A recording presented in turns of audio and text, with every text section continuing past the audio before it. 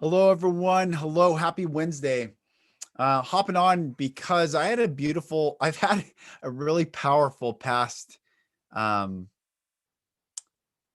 I guess a past couple weeks. Hello, everyone. Hello, Oh, happy hold on, guys. Wednesday. Hold on. Um, so a couple weeks ago, I was meditating and asking God to give me perspective of other people's eyes. Help me see other people's perspectives so that I can communicate more effectively, so that I can support more people, that we can all walk in love, that we can heal the trauma, face our fears, and step through on the other side so we can find our soul liberation and soul power and soul freedom and to walk in the presence of the unconditional and infinite love of God.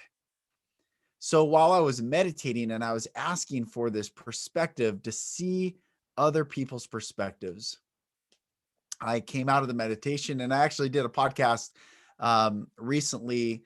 Um, I forget what I titled it. It's on here somewhere about what I saw in my meditation. And this is the same meditation that I saw heaven as a conjunction word of heart and even. A balanced heart is heaven. And only through love can a balanced heart be created. So this meditation, I asked for the perspective of others, um, and I move on. Well, then I MC and officiate. I was the officiant in a wedding, and had a conversation with a friend about the whole mask situation, which again I did a podcast on. And realizing that the only person that I saw who could take care of themselves and protect themselves when I was young hurt other people, hurt me. And so I associated standing up for oneself as causing pain in others. And I didn't want to hurt other people. So I became a prolific people pleaser in my life, as opposed to reclaiming the power inside me. I kept shooting out love and trying to uh, give and would do anything so that I would feel safe. So I associated those who could protect themselves with causing pain in others. So I had this weekend where I had a massive realization. I started crying um, because I realized that, and this is not about masks. Like, again, don't troll me. Don't send me messages. I don't need to hear anything about masks, but I don't wear masks because it goes against my sovereign will. It did remind me of being a child getting violated against my sovereign will and not being able to speak out. So the mask symbolizes I don't want to do it. And when someone says, no, you have to do it, it puts me back in that dynamic when I was powerless to stop what happened.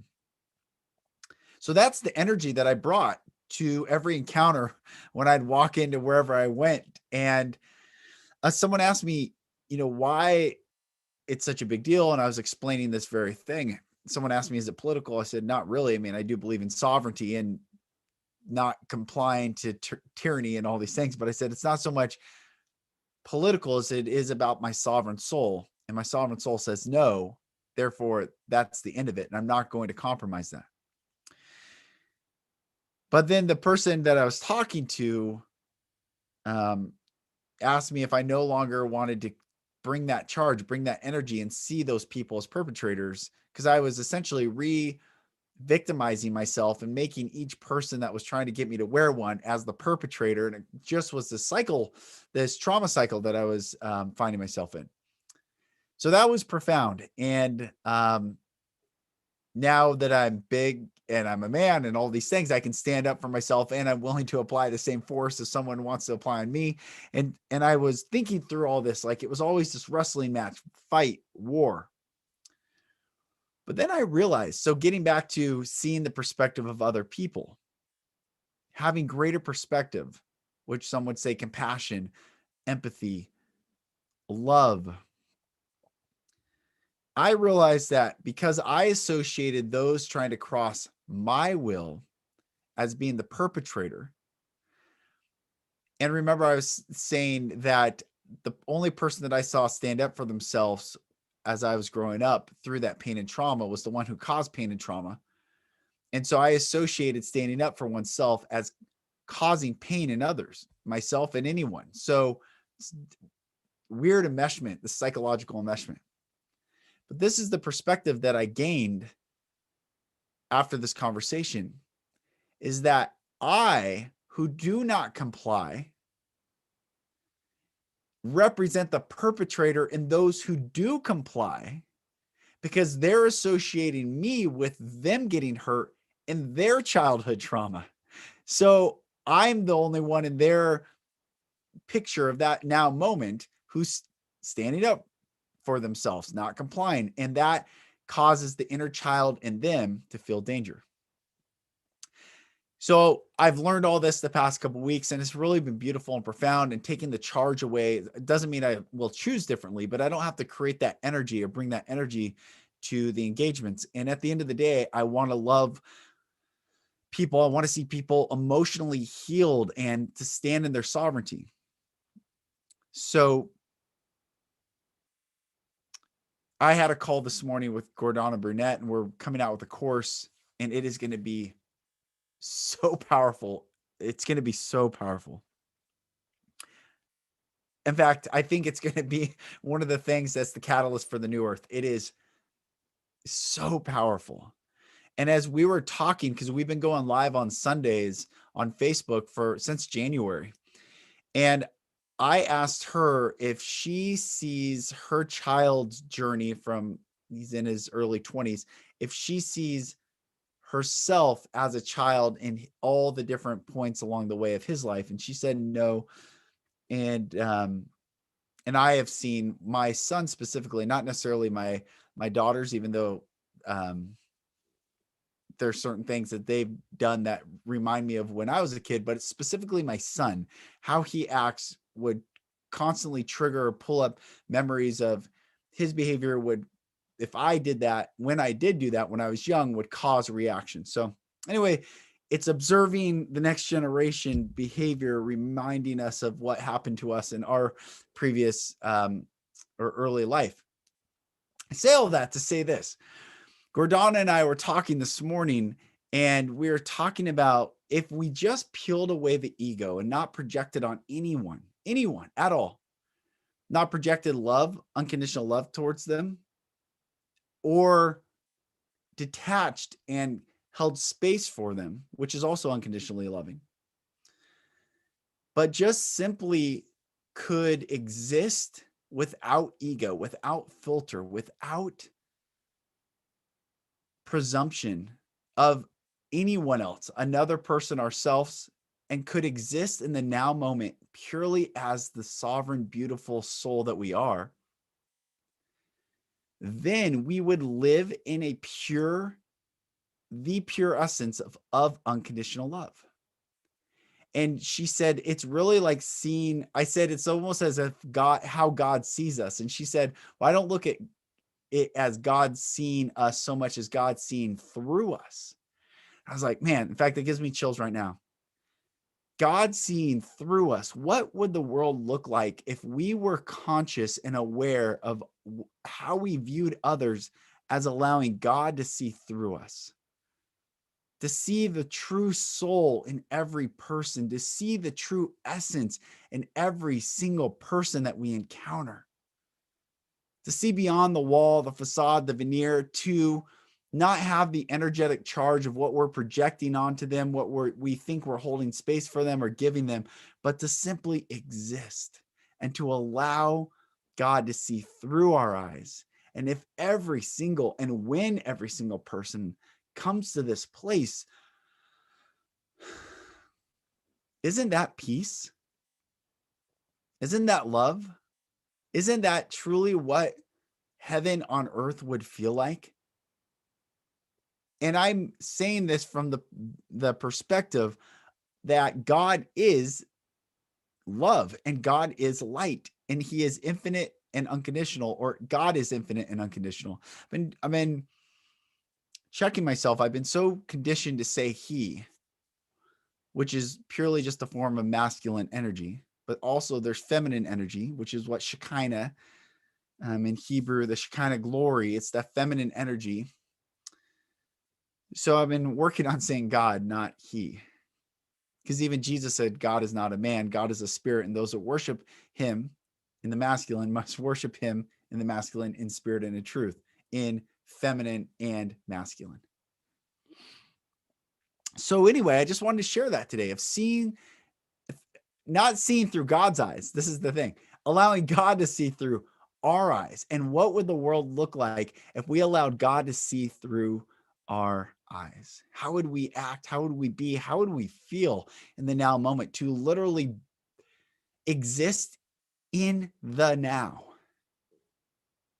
without having to perform, judge, concern ourselves with others, but allow by proxy the love to pour through us from God, from source, from existence to others, and that we can receive that love from others. So anyway, I titled this Seen Through the Eyes of God, which is saying essentially allowing God to see through our eyes. And when we can do that, when we can get to that place, it's like peeling the banana and allowing the core truth to exist.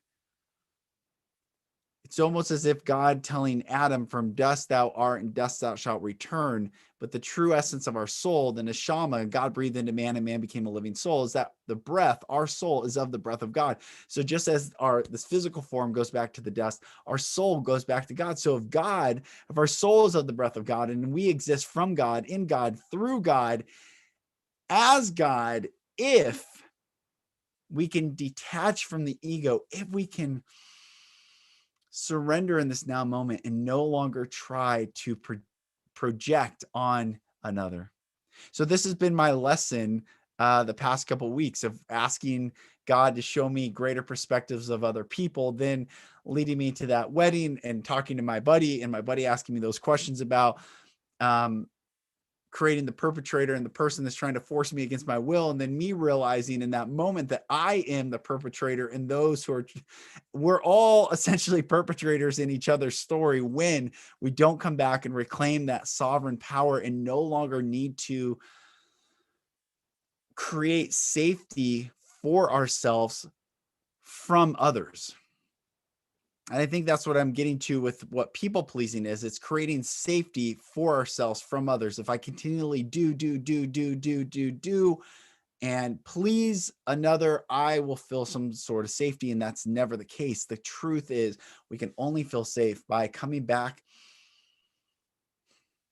into ourselves, where there is no judgment, there's nothing to do, simply to exist and be. And then I said in a live, I was on Tracy Clark's radio show yesterday in Canada, and I said, we are the one observing our thoughts. We are not our thoughts. This is, I got from the Untethered Soul. It really helped me see this, the book by Michael Singer.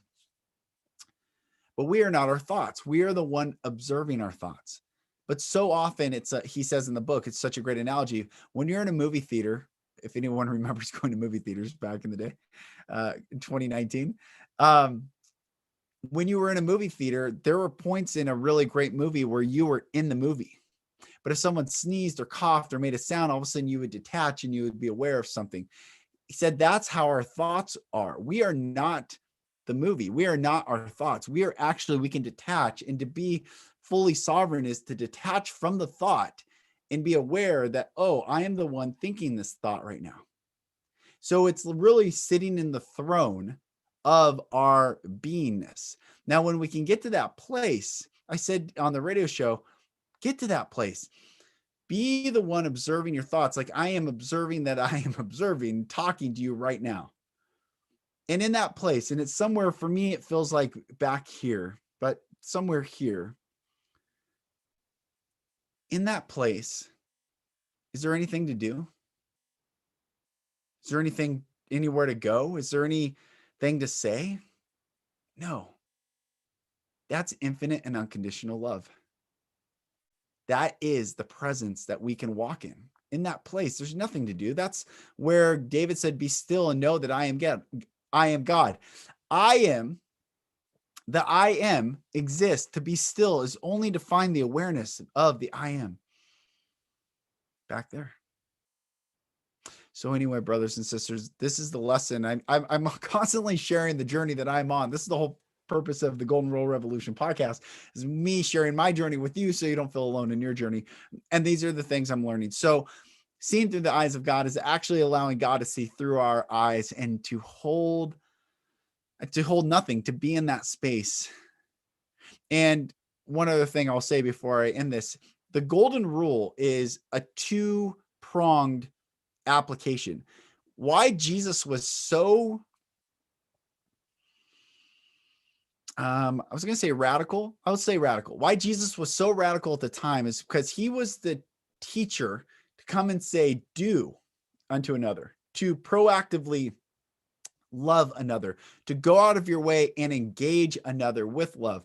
Prior to that, the teaching was Hillel the elder's teaching, which is also loving. It's that which you deem hateful unto yourself, do not do unto another. So it was really a detachment of others. And that's how the tribalistic world lived, is don't engage them if you don't want to be engaged, and you kind of keep to yourself, which is beautiful, but it keeps from relationship. It keeps from connection. So Jesus is saying it's not just don't do, it's also do. It's not or, it's and, it's both at the same time. So when we can allow God to see through our eyes, and when we can truly see the other soul that we are engaged with, not the ego, not the body, not the facade, not the fear, not the unhealed trauma, but the soul, we not only can proactively love, but we can actually step back and hold space, which is also love, for that soul to emerge as our soul emerges. And this is the sovereign freedom that we can all walk in. And it is so beautiful, brothers and sisters. It is so beautiful. It is so beautiful. This world is a reflection of how we be, not what we do, not what we say, not what we think, but how we be. And how we be is a reflection of our willingness to detach from the ego, detach from the filter, detach from the pain, detach from the projection, detach from the people pleasing, detach from anything that makes us lesser than, and to come back into that solid foundation to acknowledge that which we are most afraid of, which always stems from childhood trauma. Always. Doesn't matter if you grew up in the most loving, benevolent family that held space and loved you. There is something that you encountered, might have been at school, might have been with someone else. No soul goes through this world unscathed from the question of, am I lesser than what I came here to be? Because in the 3D reality, that polarity is how we step into our power, how we step into our sovereignty. So it's not about comparing trauma. It's about understanding that there was something that you chose into coming into the body as a soul so that you could face, heal, and then know that the true key to liberation is being in the presence of love, facing your fear, stepping through the fear, realizing that fear was a liar, that there was no power in fear, only the lie that kept us from living. And when we can do that, when we can reclaim this place, my goodness, the world that we can create together is so beautiful. In fact, it's probably not even creating, it exists already when we don't put out that which no longer serves us and each other. And Rabbi Schneerson, famous rabbi, he said, what do you say? The earth is still a garden. He said, the earth is still a garden. It's just our job to dig it out, to expose it, to expose the good rather than to complain about the bad. And I love that concept. Benjamin Franklin said, instead of cursing the darkness, light a candle. I have a quote here that I say, darkness isn't a counterforce to light. Darkness exists in the absence of light. So if you want darkness to to go away, you have to increase the light. We get to increase the light. And it is a blessing, not a duty. It is a joy, not a curse. It is from abundance, not scarcity, that we get to make the changes, be the changes, see the changes that we want to experience, because it's not just seeing, it's experiencing. And a man with an experience is never at the mercy of a man with an argument. So says or said A.W. Tozer. So it's about experiencing love. I don't want to know love in theory. I want to know love in the now moment, in the fullness of love. I don't want to know truth or my ability to perceive truth or play with what is presented as truth only in theory alone. I want to experience it. That's what belief really means. Be living with these ideas and to engage and play with. And if something is found, like if you look over and you flip the rock and you're like, oh, I don't really dig that, it's okay to let it go, because you're here to experience. So that's the message, my brothers and sisters. I love you all. You are loved. You are loved. And to find the love, it is to detach, to realize you are the one thinking. You are not your thoughts. And in that place, you will find the infinite and unconditional love. Now, that is in the mind, that is in the throne, the seat of yourself. But then to feel it, to bring that love into your heart, to bring that love into your body and every cell, fiber, chromosome, every atom inside you, to resonate and vibrate in that love. And that is the heart that overflows. That is the abundant life. It is not about doing, it is literally about receiving, bringing it in, and then from that place going forth. And when people look at you and say, what's different about you? What, I can't even tell you how many times, like, what religion are you? Or what do you do for work? People ask me this all the time. Like, it's a funny thing. Usually I say, I don't even know. I just be me. I want to be more of me. I want you to be more of you. And by us being us, that's really what we want anyway. We don't want to, we're not our W-2 job. We're not the what's of the world. We are the who, what, when, where, why, so what, and hows of the world. We're the fullness. Those 7 questions that make up the fullness of a story. That is our existence. So anyway, brothers and sisters, I love you all. I bless you all. And, find that love today. Allow God to see through your eyes and